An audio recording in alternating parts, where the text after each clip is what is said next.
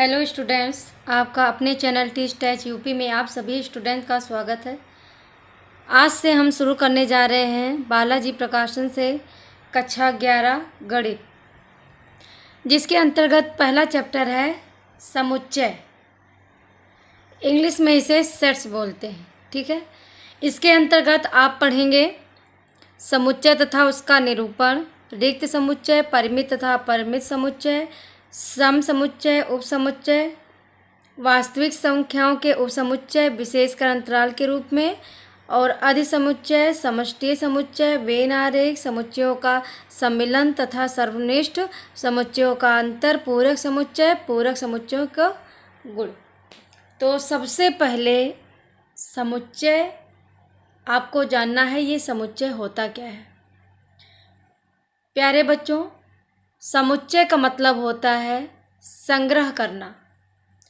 आज तक आप सभी लोग किसी न किसी रूप में कुछ न कुछ संग्रह करते आए हैं।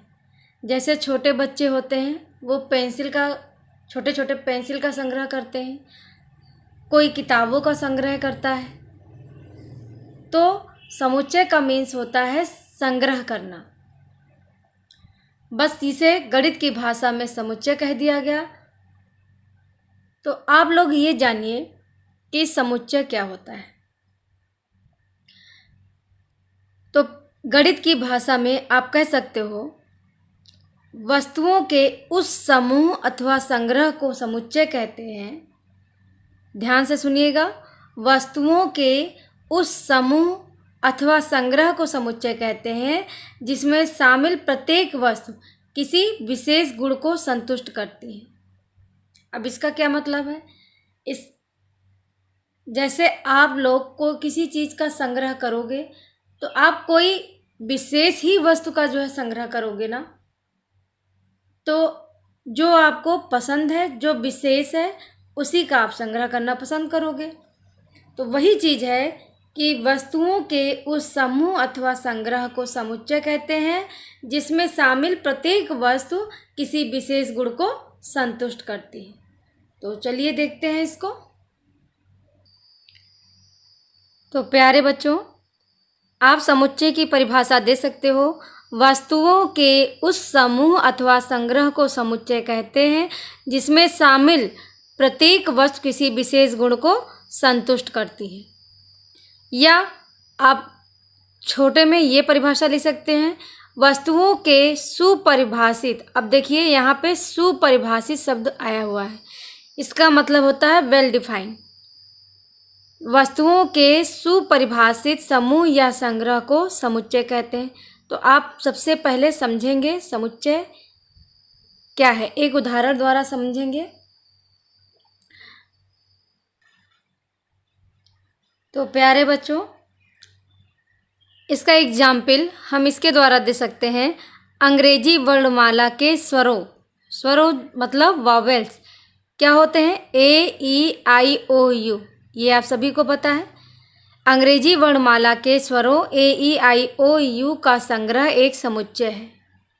दूसरा एग्जाम्पल दे सकते हो, 0 से 100 तक की संख्याओं का समुच्चय और पूर्ण वर्ग संख्याओं का समुच्चय, अभाज्य संख्याओं का समुच्चय। अब इस पे एक नज़र डालिए। जैसे अंग्रेजी वर्णमाला का स्वर है आपका, ये आपका फिक्स है, ए, ई, आई, ओ, यू।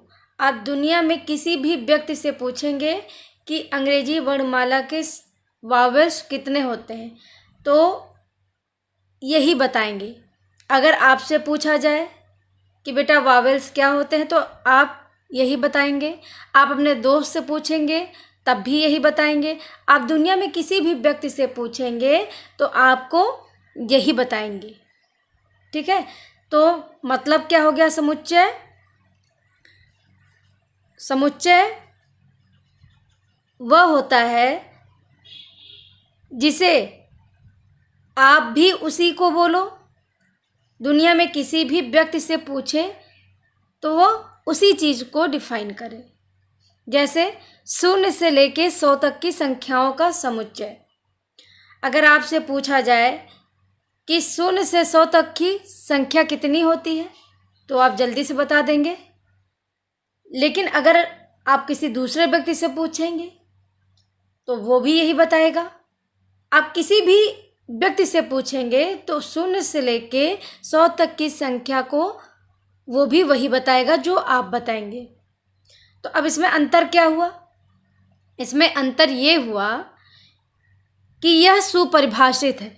सुपरिभाषित मतलब ये पहले से ही स्पष्ट है, ये बताया जा चुका, ये फिक्स है कि ये ही आपका वॉवेल्स है। ये पहले से फिक्स है कि 0 से लेके 100 तक की संख्या पहले से फिक्स है, यही होती है 0 से लेके 100 तक की संख्या, जिसको हम परिभाषित कर सकते हैं। जैसे पूर्ण वर्ग संख्याओं का समुच्चय, तो अगर आपसे कहा जाए पूर्ण वर्ग संख्या कितनी होती है, पूर्ण वर्ग संख्या क्या होती है, तो आप तुरंत बता देंगे।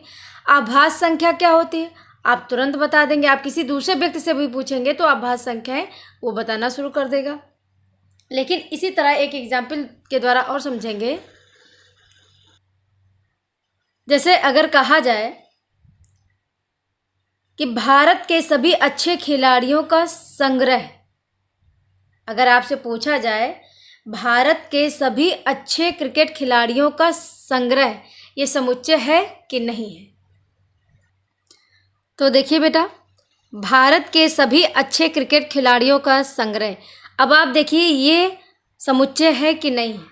जैसे अगर आपसे पूछा जाए भारत के अच्छे क्रिकेट खिलाड़ी कौन हैं, तो आपका जो जवाब होगा आपके दोस्त के जवाब से अंतर होगा। कैसे? ज़रूरी नहीं है कि जो क्रिकेट खिलाड़ी आपको पसंद है, जैसे आपको सचिन तेंदुलकर पसंद है, ठीक है, तो ज़रूरी नहीं है कि जो आपका दोस्त है उसको भी सचिन तेंदुलकर ही पसंद हो सकता है उसको धोनी पसंद हो। तो आप ये कभी डिफाइन नहीं कर सकते हो कि भारत के अच्छे क्रिकेट खिलाड़ी का संग्रह आप नहीं कर सकते हो। सभी के जवाब, सभी व्यक्तियों से अगर पूछोगे क्वेश्चन ये, तो सबका जवाब भिन्न भिन्न हो सकता है। तो इसलिए ये जो है समुच्चय नहीं है।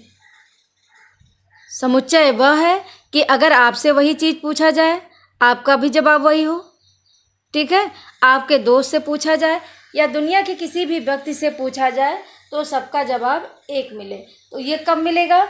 जब वो वेल डिफाइंड पहले से होगा, पहले से ही स्पष्ट रूप से ये होगा कि जो है फिक्स होगा कि इसका जैसे 0 से लेके 100 तक की संख्या है तो वो पहले से फिक्स है, ठीक है। अंग्रेजी वर्णमाला के जो स्वर हैं ये फिक्स है, ए ई आई ओ यू ये फिक्स पहले से है कि जो है यही एक जो है वर्णमाला है, ये वर्णमाला का ये स्वर है। तो आप किसी भी व्यक्ति से पूछेंगे तो यही आंसर मिलेगा, ए ई आई ओ यू ये क्या है आपके वावेल्स है। इसी तरह दूसरा एग्जाम्पल से समझेंगे, किसी कक्षा में सभी अच्छे विद्यार्थियों का संग्रह, तो क्या ये समुच्चय है? ये समुच्चय नहीं है। क्यों नहीं है?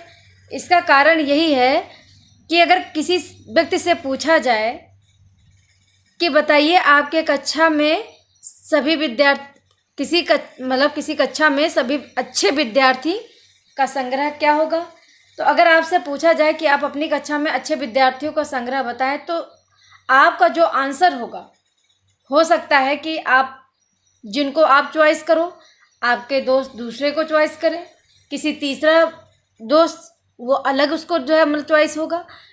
तो अच्छा विद्यार्थी फिक्स नहीं है, ठीक है। आपके नज़र में कोई है अच्छा होगा, आपके दोस्त की नज़र में कोई दूसरा व्यक्ति अच्छा होगा, आपके तीसरे दोस्त के नज़र में वो अलग होगा। तो ये कोई फिक्स नहीं है या कोई परिभाषित ये नहीं है, तो इसलिए यह समुच्चय नहीं होगा। अब आप समझ गए होंगे समुच्चय का मतलब क्या हो गया, कि समुच्चय वह है जिसे किसी भी व्यक्ति से, ऐसा संग्रह जो किसी भी व्यक्ति से अगर वह पूछा जाए तो सबका जवाब एक ही हो, ठीक है, जो पहले से ही परिभाषित हो, वह है आपका समुच्चय। तो आप समझ गए। अब आगे देखते हैं। तो प्यारे बच्चों, समुच्चय को, अगला टॉपिक है समुच्चय का संकेतन या नोटेशन ऑफ सेट। समुच्चय को प्रायः अंग्रेजी वर्णमाला के बड़े अक्षर मतलब कैपिटल लेटर द्वारा व्यक्त किया जाता है, जैसे capital A, capital B, capital सी।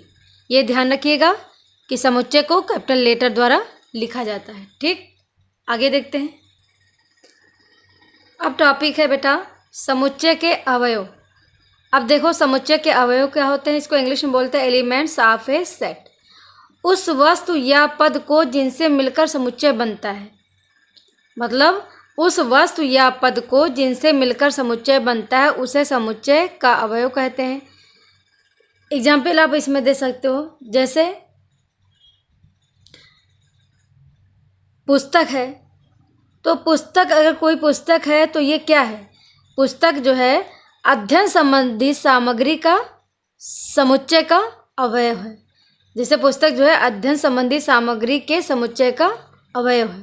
ठीक, जैसे कुत्ता ले सकते हो, जैसे कुत्ता है, कुत्ता क्या है, जानवरों को समुच्चय, अगर जब जानवरों का समुच्चय की बात होगी तो उसमें कुत्ता भी आएगा, बिल्ली भी आएगी। ठीक है, तो उसमें सभी जानवर आ जाएंगे। अगर जानवरों का समुच्चय बनेगा तो उसमें सभी जानवर आ जाएंगे। ठीक है, तो इतना समझिए कि जो समुच्चय के अवयव होते हैं उसको स्मॉल लेटर में लिखते हैं। ए बी सी या एक्स वाई जेड, ये कुछ भी लिखेंगे लेकिन स्मॉल लेटर में लिखेंगे। ठीक है, अभी आगे समझेंगे कि हम समुच्चय कैसे व्यक्त करते हैं और इसके अवयव को कैसे व्यक्त करते हैं। ठीक है, अब आगे देखते हैं। देखिए बच्चों, जैसे कोई समुच्चय, आप ये मान लीजिए एक मंझला कोष्ठक हो गया। ठीक, तो जो अवयव होते हैं इसको मंझले कोष्ठक में अंदर लिखते हैं। जो समुच्चय के जो अवयव होते हैं वो मंझले कोष्ठक के अंदर लिखते हैं। जैसे अगर पूछा जाए आपसे कि कपड़े के रंगों का समुच्चय, तो आप कपड़े के कलर, अगर कलर की बात आएगी तो आप वाइट हो सकता है, ब्लू हो सकता है, येलो हो सकता है।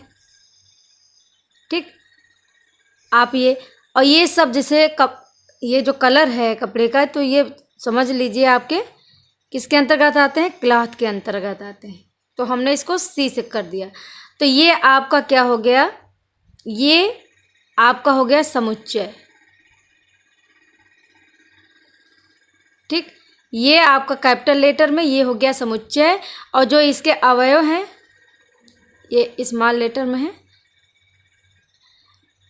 वाइट, ब्लू, येलो, ये इसके अंदर ये क्या है, आपके अवयव हैं। ये आपके समुच्चय है और ये समुच्चय के अंतर्गत ये क्या है, इसके अवयव हैं।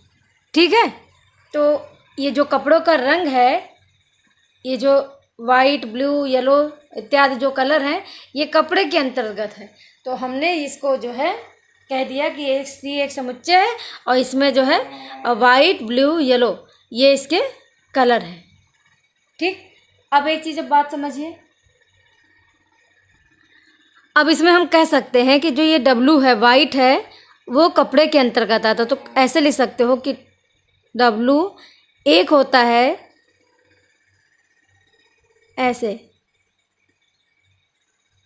ठीक, इसको स्पाइलन बोलते हैं। ठीक है, इसको ध्यान रखिएगा, स्पाइलन बोलते हैं। तो इसका मतलब होता है डब्लू जो है समुच्चय किसका है, डब्लू अवयव किसका है, सी समुच्चय का है। ठीक, तो ऐसा कर सकते हो कि डब्लू बिलोंग करता है सी में।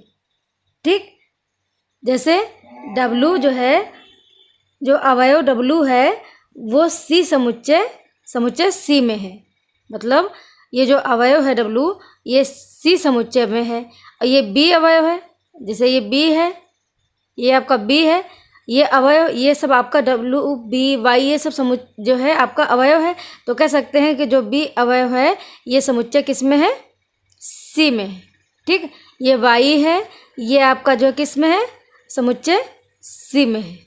ठीक, लेकिन अगर कोई मान लीजिए इसमें वाइट लिखा है, ब्लू लिखा है, येलो है, और अगर मान लिए कहा जाए कि ये ब्लैक।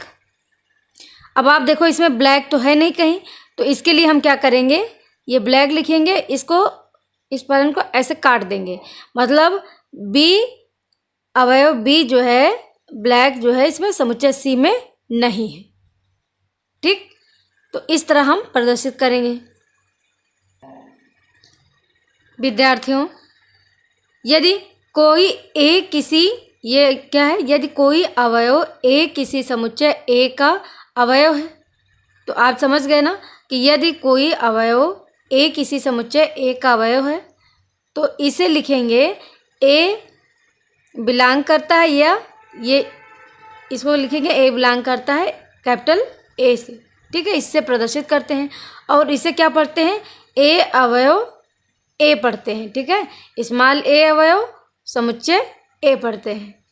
ठीक, दूसरा देखिए, समुच्चय में किसी अवयव के अनुपस्थित को दर्शाने के लिए स्पेलिंग नॉट, इसको बोलते हैं डज नॉट बिलोंग टू का प्रयोग किया जाता है। जैसे यदि ए समुच्चय कैपिटल ए का अवयव नहीं है तो इसे लिखेंगे कैसे, स्मॉल ए अवयव a does not belong to capital a लिखेंगे। ठीक है, तो ये सब बेसिक चीज़ें हैं, इसको जान लेंगे। आगे देखते हैं। अगला टॉपिक है समुच्चय का निरूपण। इंग्लिश में बोलते हैं रिप्रेजेंटेशन ऑफ सेट। ठीक है, अब समुच्चय का निरूपण, इसकी दो विधियाँ हैं। पहली विधि है तालिका सारणीबद्ध सूची विधि या रोस्टर विधि। ये ध्यान दीजिएगा, कभी कभी एग्जाम में तालिका विधि लिख के आ सकता है, सारणीबद्ध लिख के आ सकता है, सूची विधि लिख के आ सकता है और रोस्टर विधि भी लिख के आ सकता है। तो ये ध्यान रखिएगा, तालिका सारणीबद्ध सूची विधि या रोस्टर विधि ये सब एक ही है। ठीक है, दूसरी विधि है गुण विधि या समुच्चय निर्माण विधि। ठीक, तो इसके बारे में हम अगली वीडियो में देखेंगे।